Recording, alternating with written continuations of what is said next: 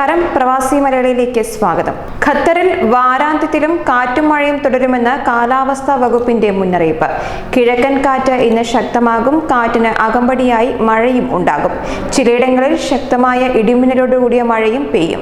ഞായറാഴ്ച മുതൽ ചൊവ്വാഴ്ച വരെ കനത്ത മഴ ലഭിക്കും. ഇടിമിന്നലോടുകൂടിയ സമയങ്ങളിൽ തിരമാല 8 അടി ഉയരത്തിലെത്തുമെന്നാണ് റിപ്പോർട്ടുകൾ സൂചിപ്പിക്കുന്നത്.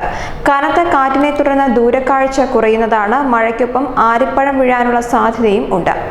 വാഹനമോടിക്കുന്നവർ അതീവ ജാഗ്രത പുലർത്തണം. വാഹനത്തിന്റെ വൈപ്പറുകൾ പ്രവർത്തനക്ഷമമാണെന്നും വിൻഷീൽഡുകളും റിയർ വിൻഡോയും വൃത്തിയുള്ളതാണെന്നും ഉറപ്പാക്കണം.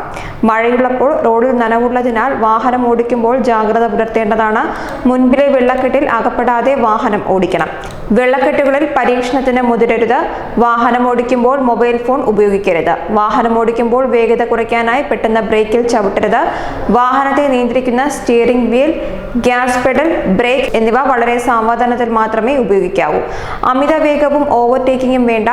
മഴയുള്ളപ്പോൾ ഹസാർഡ് ലൈറ്റുകൾ ഉപയോഗിക്കരുത്. മുൻപിലുള്ള വാഹനവുമായി സാധാരണയുള്ളതിനേക്കാൾ കൂടുതൽ സുരക്ഷിത അകലം പാലിക്കണമെന്നും മുന്നറിയിപ്പുകളിൽ പറയുന്നു. അതേസമയം അസ്ഥിര കാലാവസ്ഥ തുടരുന്ന UAE-യിൽ മൂടൽമഞ്ഞിന് സാധ്യതയെന്നും മുന്നറിയിപ്പുണ്ട്. വടക്കൻ എമിറേറ്റുകളിൽ ഇന്ന് ഉച്ചയ്ക്ക് ശേഷം മഴ പെയ്തേക്കും.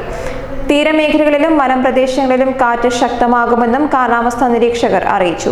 കടൽ പ്രക്ഷുബ്ധമാണ്. ഏതാനും ദിവസം കൂടി അസ്ഥിര കാലാവസ്ഥ തുടരും. മൂടൽമഞ്ഞ് കണക്കിലെടുത്ത് ഡ്രൈവർമാർക്ക് ജാഗ്രത പുലർത്തണമെന്ന് പോലീസ് നിർദ്ദേശം നൽകിയിട്ടുണ്ട്. ഒമാനിൽ പലയിടങ്ങളിലും ഇന്നലെ നേരിയ തോതിൽ മഴ ലഭിക്കുകയുണ്ടായി. മൂടൽമഞ്ഞ് ദൂരക്കാഴ്ചകൾ മറയ്ക്കുന്നതിനാൽ വേഗത്തിൽ മാത്രമല്ല പാർക്കിങ്ങിലും ശ്രദ്ധ വേണമെന്നാണ് മുന്നറിയിപ്പിൽ പറയുന്നത്. റോഡരികിൽ നിർത്താതെ മാറ്റി പാർക്ക് ചെയ്യുക. പിന്നിൽ വരുന്ന വാഹനങ്ങൾ ഇടിക്കാതിരിക്കാനാണ് ഈ മുൻകരുതൽ എടുക്കേണ്ടത്. ലോങ് ബീം ഒഴിവാക്കി ലോ ബീം ലൈറ്റുകൾ ഉപയോഗിക്കണം.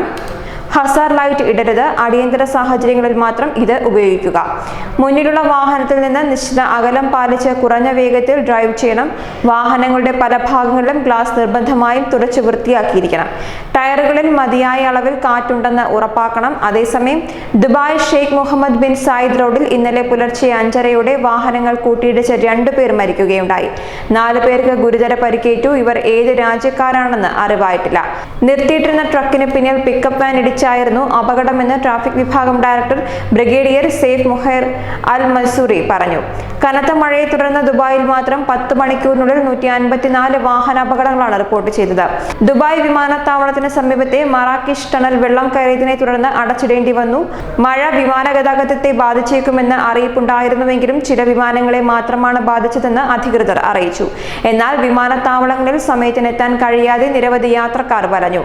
മഴ നിലച്ചെങ്കിലും റോഡുകളിലും റൗണ്ട് അബൌട്ടുകളിലും വെള്ളക്കെട്ടുകൾ കാരണം ഗതാഗത തടസ്സം തുടരുന്നു. മഴവെള്ളം കയറി എഞ്ചിൻ കേടായത് കാരണം വാഹനങ്ങൾ റോഡരികുകളിൽ കുടുങ്ങിക്കിടക്കുന്ന കാഴ്ച പലയിടത്തും കാണാവുന്നതാണ്. അടുത്ത ദിവസങ്ങളിൽ UAE-യിൽ പരക്കെ അസ്ഥിര കാലാവസ്ഥ തുടരുമെന്ന് principal meteorological data analyst Asif Shah പറയുകയുണ്ടായി. പൊതുവെ ഭാഗികമായി മേഘാവൃതമാകുമെങ്കിലും മഴയ്ക്ക് സാധ്യത കുറവാണ്. ഉയർന്ന താപനിലയിൽ ക്രമാതീതമായ കുറവുണ്ടാകും. ബുധൻ മുതൽ വെള്ളിയാഴ്ച വരെ രാത്രികാലങ്ങളിൽ ചിലയിടങ്ങളിൽ മൂടൽമഞ്ഞുണ്ടാവാനും സാധ്യതയുണ്ട്.